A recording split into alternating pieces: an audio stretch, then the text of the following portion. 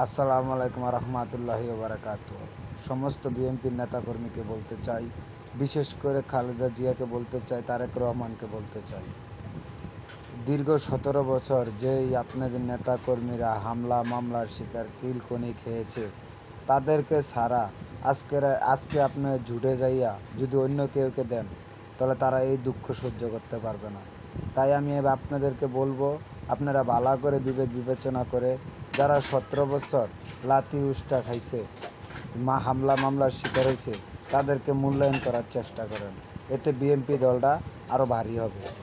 আর যদি আপনারা নিজেরা টিকার চিন্তা ভাবনা করে যারা ত্যাগী নেতা তাদেরকে না দেন, তাহলে এর চাইতে কষ্টকর বিষয় আমাদের বিএনপির জন্য আর কিছু না। ঠিক আছে, আমরা বিএনপি করি সঠিকভাবে।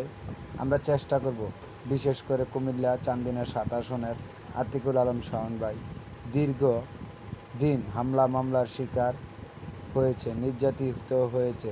তাই একটাই দাবি আপনাদের কাছে, তারেক রহমানের কাছে এবং কি খালেদা জিয়ার কাছে, যেমন চান্দিনা 7 আসনের নমিনেশন ডিক্লার আমাদের আতিকুল আলম শাওন সাহেবকে দেওয়া হয়।